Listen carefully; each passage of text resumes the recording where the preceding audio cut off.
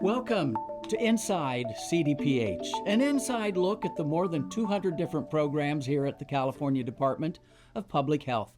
My name is Michael Marks, part of the Office of Communications, and I get to be your host. And sitting next to me, ladies and gentlemen, oh my goodness, the chief of the Food and Drug Branch. You handle so much. This is Benson Yee. Benson, welcome to Inside CDPH. Thank you, Michael. I'm glad to be here. Yeah, so good to have you here. So you and I first met many years ago at a leadership conference at Sac State. Yeah. And we've been friends ever since. That's right. You started at the Food and Drug Branch how many years ago? I started in 1997. So really? Quite a while. Oh, my goodness. Yeah. Okay, got to put my math hat on. Yeah. 29 years 29 years. That's right? pretty good math. You started as an investigator. That's correct. What does an investigator do? Well, a food and drug investigator, which I started as we basically conduct investigations of food manufacturers, drug manufacturers, medical device manufacturers, water bottling plants, canneries. So we do a plethora of industries that we regulate and oversee in the state of California. So how many locations is that around the state of California? That seems to be a lot. Just on food processors, we have what we call processed food registrants. We have about 8,000 of them in the state of California. Wow. That's correct. So oh my goodness. It's a lot of work. And the water bottling companies, there's a lot of those as well, correct. Right? Correct. We have hundreds of water bottling companies and drug and manufacturers. So I like to tell my friends is like, when I tell them what I do for a living, it's like we're kind of like FDA, the U.S. Food and Drug Administration, but for the state of California. What makes California unique is we don't just sell food products and these commodities to the state of California. We sell it to the entire world. And so, people all over the world consume products that are made and manufactured in California, and our role is to provide oversight over these products so that they're made safely and people can consume them. That is amazing. So explain in one sentence, an elevator sentence, what Food and Drug Branch is. Food and Drug Branch is, in an elevator sentence, we make sure that the food and drugs that you use are safe, as they're not adulterated, not misbranded, and that you have confidence in them and that they can do what they claim that they do, right? Provide you nutrition, you don't get sick from it, it helps you in your health. So most people, they think food, they think restaurants, right? Go into restaurants. That's not what Food and Drug Branch does, right? That's correct. That is more of the local environmental health departments and agencies, but we work with them. We provide them technical assistance and things like that. We focus our areas in the Food and Drug Branch on the food processors or manufacturers. So does that mean fresh produce as well?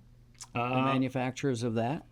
So if they process fresh produce, like a salad manufacturer, that would be the case. But if they are just growing raw agricultural commodities, that would be the California Department of Food and Agriculture, who we also work with.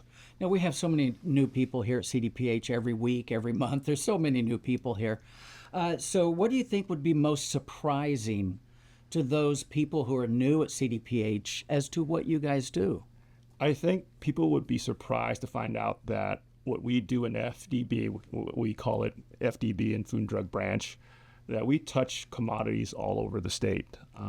And you go to the supermarket, you see things on the shelves, or you go to the pharmacy, you go to the convenience store, you see things on the shelf. If that was manufactured or processed or held in the state of California, we probably had some oversight on it to make sure that it's, made in a safe way or labeled appropriately. Your investigators that go out, they're badged, aren't they? That's correct.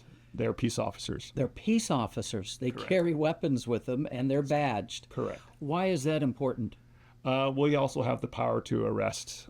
So if there's violations of food and drug law, that could lead to civil and criminal penalties. So our officers have the ability to arrest people who violate that law. But obviously, we work with industry. That's usually reserved for very severe cases, for very egregious cases. It's very rare that it happens, but it does happen. We basically work with industry to make sure that they understand what the laws and regulations are so they can be in compliance and make sure that they manufacture a safe product. Over the years that you've been at FDB for all these years, what's been some of the biggest changes that you have seen? The biggest changes in FDB is obviously some of the things that are changes is that we are always having to do with more responsibility with less resources. It's always a challenge to have that, and we have to be creative in how we do things to try to be more efficient, to try to take a look at prioritizing what are health risks that we want to take a look at and focus where our resources are put towards. Does something specific come to mind about that? Yeah, we focus a lot on high risk issues, outbreak investigations, where when someone gets sick, we stop what we do to make sure that if there's an outbreak. So an E. coli outbreak or Correct. salmonella outbreak? Correct. Our job is to make sure to stop the outbreak first, so no one else gets sick, and then find out what happened so we can prevent it from happening again. What's the process of that? Where do you start? Well, it's a good question. Generally, an outbreak investigation there's usually three legs of an outbreak investigation. There's the epidemiological part. The people who are sick. Well, yes, that's correct. People are sick, and we usually work with other agencies in the department. The infectious disease branch is one of our partners that we work with. They monitor sicknesses, and then they would look at the pattern of sicknesses and find out what's going on, if there's a linkage to a certain product. And then there's a laboratory part of the investigation. If there's product left, they'll test it. And if they find a bug or a bacteria in that product, then there's an environmental investigation where we'll conduct a trace back to find out where that product came from. And then part of the environmental investigation is going out to the manufacturing or warehousing facility, find out how it was contaminated, and go from there. Will you go all the way back to the farm, for example? Could you do that? We could do that. Really? Correct. We could do that. Wow, this is a big state with many farms all over the place. So you could be going to a lot of different places, right? This is California is what they call the salad bowl for the world, and so we have a lot of farms. America's grocery cart comes to California. That's correct. Oh, that is amazing. So over your time here at Food and Drug, what keeps you up at night? Ooh, that's a great question. A lot of things keep me up at night because there's always something going on, whether it's a safety, product commodity safety issue, or we have a duty officer program where we monitor calls from local jurisdictions. 24 hours a day. Correct. 365 days out of the year. There's a duty officer. There's a duty officer with the department. We work with the Emergency Preparedness Program, or now CPR. So they will notify us if there's a issue that concerns in our area. Wow. I can't believe how much you cover. It's a lot. So we covered food. What about drug? I mean, what about drugs? What about drugs? So we make sure that we license drug manufacturers in the state of California, and we make sure that they're effective, that they claim that they do what they need to do, and then we work in conjunction with the United States Food and Drug Administration to make sure that they're in compliance with all the state and federal regulations. So you're getting ready to retire. You've been here for 29 years, started out as an investigator for FDB, and now the chief. What's been your greatest highlight? Wow. What's on your highlight reel? I think there's a lot to talk about. I think having gone through the pandemic is a big success for us. We learned a lot through that process. As a food and drug branch, we learned how to operate a little bit more efficiently, utilizing telework, things like that. And we still utilize those processes today. Some other highlights, part of our outbreak investigations, we formed the California Food Emergency Response Team in Food and FDB with FDA and CDFA. And that has become a national model for other states to follow. It's a great innovation. Correct. And so it's like a joint effort federal state agency effort to investigate outbreak investigations, and that's still going on. And so we're very proud of that. There are a lot of things that we've touched on FDB, technical issues, emerging issues, and things like that. You work a lot with local health jurisdictions. Correct. Yes, we. How do you work with them? We provide technical assistance, and so a lot of times the locals health jurisdictions will call us about a issue, say, hey, we found these products at a store. Is this legal? Is this allowed? And then we'll work with them to explain what the law says. I'll never forget pictures, probably from one of your investigators. Years ago, a store in San Diego was hauling meat in a car. In a car, unrefrigerated car. I'll never forget the pictures of that. Yeah. Your investigator probably couldn't imagine that either. Correct.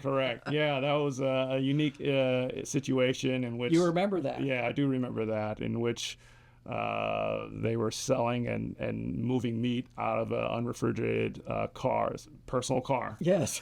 into a storage container that was not refrigerated, and obviously there was a lot of health concerns there. Oh my goodness. What's the one thing you wish you could accomplish before you had left on retirement? One thing. Wow, that's a great question. Let me think about that one a little bit. I think one thing I wish I could accomplish is that there's still a lot of unfinished work in what we need to do to try to. There's always emerging products out there, and we're always getting questions on how does the law apply, and so it's just trying to clarify to others, what the law means. Trying to educate people to understand the law. So, I really believe that people want to follow the rules and follow the regulations and the law, but there are a lot of gray areas. And so I think, one of the things that we could do is do a better effort of trying to educate others. Okay. A lot of people are watching this episode. What's the one thing you want people watching this episode to learn about FDB? I think FDB does a lot of things. I think we're what we call a small but mighty team in the department. Not a lot of people know about FDB, but when there's something in the news, like a health advisory, usually it's from our team. Came through you guys. Correct. And so it's a lot of hardworking people in FDB, and they do a big part in public health. All right. About roughly how many people are in FDB? We have approximately 200 people. Wow. Yeah. Wow. Spreading out all over the state. All over the state of California. Wow. That's correct. Well, thank you for your hard work for these 29 years. Thank you. And we're going to miss you, but you'll be out on the golf course, I'm sure. Yeah, well, having some fun. It's been a great career. I've been very fortunate to have the career and the opportunities I've had. We have a lot of great people on our team, and I have full confidence in the team members that are coming up behind me, too. Oh, good. Well, thank you, Benson, for being here with us on Inside CDPH, and thank you for joining us on Inside CDPH. If you have any questions for us, just write to us here at commsinternal@cdph.ca.gov, and we'll see you next time. That was a lot of fun. Thank you.